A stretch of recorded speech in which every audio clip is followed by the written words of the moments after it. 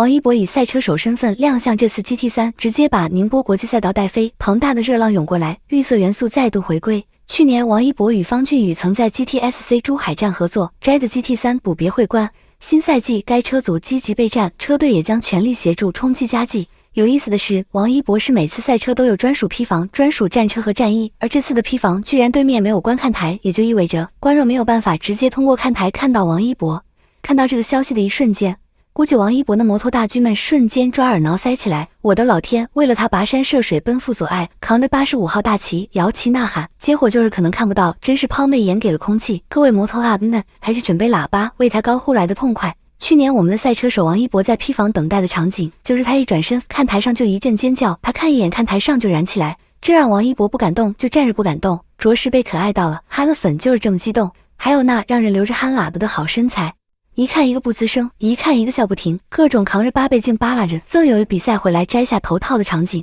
直接帅出圈，什么发量惊人，帅的一笔，反差萌的王一博真是有魅力。这次王一博不让看了，一身反舞就是跟我们对着来，我们扛着大喇叭曲。好了，继续他的赛车征程，他的新赛车自然备受瞩目。去年的85号竹叶青是王一博本人设计，而今年的赛车依旧是王一博喜欢的绿色元素。FSO 带着王一博进入赛车圈，不仅送来不同类型的赛车皮肤、各种的赛车组装，还特别尊重王一博个人喜好，绿色元素、一博的 logo 等统统安排上。同时，王一博带飞 FSO 也是不言而喻的，这是他庞大的商业价值，他身上的超顶流光环、业务实力和个性魅力能为品牌、为赛事带来泼天的流量。这种关注度和话题度是商家砸多少真金白银也难以达成的，但王一博可以。而电影热烈重映也同样如此。王一博的明星效应、流量能为所有行业带来巨大的获益，这就是王一博社会价值的体现。所以，作为粉们，王一博正在做的事情，未来要做的事情，都要尽己所能的去支持，去扩大声浪。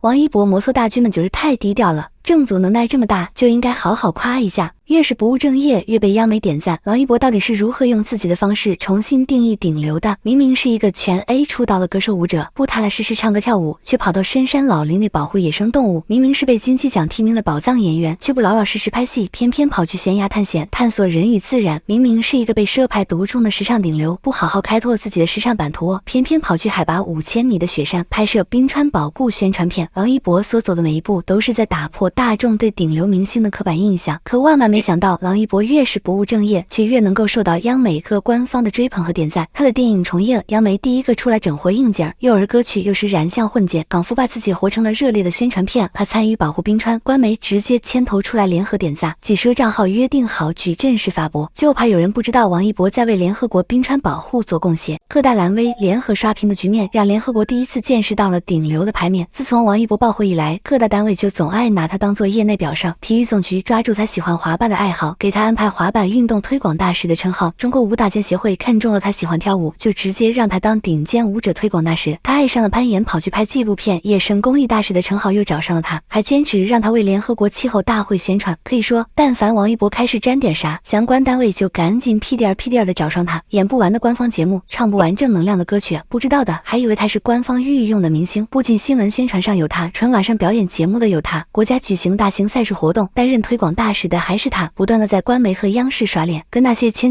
割粉丝韭菜的明星相比，王一博就像是一个流量中的叛徒，永远在做与利益无关的事。别人的明星有那么多，官方为什么偏偏只认准一个王一博呢？归根结底还是因为他永远能拿得出手的能力。官方想要的永远不是一个空有流量的无质花瓶，而是一个有作品、有人品、有实力、有路人缘、形象好又正能量的真顶流。出道多年来，王一博从不止步的重拾自己，跳舞不行就狂练舞蹈，演戏不行就充实演技，从来不给自己留下任何一个能被人诟病的才华四角，在时尚版图中更是一骑绝尘。对王一博来说，顶流2个字绝不仅仅只是荣誉和符号，还是他制约自己的最高标准。真顶流的实力永远拿得出手，这才是官方一直看好他的原因。时隔2年再次重映，热烈依旧能够做到首日一售就成为票房黑马。王一博的扛票房能力真不是捶打。在春节档哪吒2爆火的情况下，没有任何一部电影敢在这个时候出来与之对打，电影市场直接陷入了一片冷静期。档期撞上的电影，要么就就选择撤档，要么就直接重新择期上映，谁都不敢在这个时候出来刷存在感。眼看着电影市场陷入低迷，热烈带着他的优质口碑走歪了。早在当年热烈上映时，就是绝对的口碑尺码。王一博跳舞的镜头在全网火了一整个夏天，他也凭借陈硕一角获得了金鸡奖最佳男主角的提名。如今再一次重映，他也依旧还是这部电影的最大看点。时隔2年，王一博通过《追风者》中细致入微的演技，再次圈了一波演技粉，又通过探索新庆、寻护者等纪录片，不断的寻求破圈。越来越多的人看到了王一博身上独特的魅力，直呼欠他一张电影票。热烈选择在这个时候重新上映，给一大批新粉丝为王一博贡献票房的机会。所以当电影宣布再次开启预售时，热烈毫不意外的就登上了猫眼实时票房预售的 Top 1。还记得2年前热烈第一次上映时，预售第1天就打破了中国影史暑期档的预售票房纪录，6天预售加点映票房直接破亿，让整个内娱见证了王一博的扛票房能力。如今热烈再一次上映，又一次见证了王一博的票房统治力。不过别的不说，热烈绝对是一部值得再看一遍的电影。舞蹈作为王一博的统治区，几乎电影中所有的镜头都是来自王一博的实拍，甚至就连高难度的头转镜头也是由王一博亲自完成。为了拍摄这部电影，王一博一度旧伤复发，但还是强忍着伤痛亲自上场拍摄。大鹏导演还曾在采访时爆料，王一博的最后一场戏就是打着封闭上场的，宁愿带病坚持也不愿意敷衍对待。而影片中最后那个超燃的惊叹号镜头，也是王一博被倒吊在半空中，整整旋转了50多圈才拍出来的成果。高难度动作直接看哭了现场围观的期待观众。所以说，热烈绝对是一部融合了王一博汗水与伤痛的电影，既可以看到王一博的演技，也能够在陈数的身上看到王一博的影子。一部能让王一博提名金鸡奖的电影，绝对入股不亏。只是不知道这次热烈的重映会不会增加一些没有看过的删减镜头呢？王一博有法令纹咋了？从他在巴黎捡国旗的那一刻，我就知道这个偶像我粉定了。巴黎时装周上，王一博被各个国家的镁光灯对准的那一刻，也被国内拿着丧大镜的网友盯着，有质疑他造型老土的，有质疑他精神憔悴的，更有甚者还指责王一博法令纹突出，靠脸吃饭却舍不得做医美。但黑子们大可不必黑他的颜值，脂粉烟熏爱豆妆，青春男大初恋脸，这些早在6年前王一博就已经玩过了。6年后丧顶流还是顶流，内娱的审美却完全没有跟上。他在巴黎时装周潇洒亮相，短短3天就把内娱男明星看秀的含金量拉到了巅峰。这么说吧，王一博的颜值或许有人能追上，但商业价值他却是一骑绝尘。与其跟他比肤浅的外表，不如拿出实际看看谁才是真顶流。而当王一博被官方邀请在央视春晚上亮相时，就已经注定了他是被官方认证的年轻偶像代表的事实。当王一博突破生命奇迹，站在海拔4000米的冰封据点时，当王一博打破明星刻板印象，他几百米的崖壁上过夜时，他就已经不是只靠颜值吸粉的小鲜肉了，而是用行动影响粉丝的当代榜样。为了拍摄联合国冰川保护宣传片，他在零下20度的极限环境中，去5015米的高海拔完成了冰壁攀爬。为了保护濒危动物，他去连路都没有的荒野大山里解救穿山甲，让流量配得上正能量。王一博是真的在用行动去践行，他用事实告诉我们，帅不仅体现在颜值上，还有行动上。相比于内娱大多数流量明星，王一博从不局限于内娱这一亩3分地，还有更广阔的天地去做他喜欢的事情。他深知作为顶流明星，自己的一举一动都会被放大记录，所以他会用行动去诠释自己的青年责任感，利用自己的影响力去向粉丝传递正能量，以实际行动呼吁像他一样的年轻人关注气候环境，关注公益，关注野生动物，满满的都是正能量。而对粉丝来说，颜值也不是束缚偶像的枷锁，追星能追到各个领域，简直太让粉丝自豪。所以当黑子们还从颜值上去攻击王一博时，粉丝早已不屑一顾。还记得他去年在人声鼎沸中捡起国旗的举动，就已经将魔的姐姐们都彻底电成了死忠粉。颜值早就不是粉丝中意他的唯一标准了，像王一博这样根正苗红的正能量代表，早就不屑于用医美来开拓自己的时尚版图。如今的王一博只要站在那里，就已经是很多人的榜样。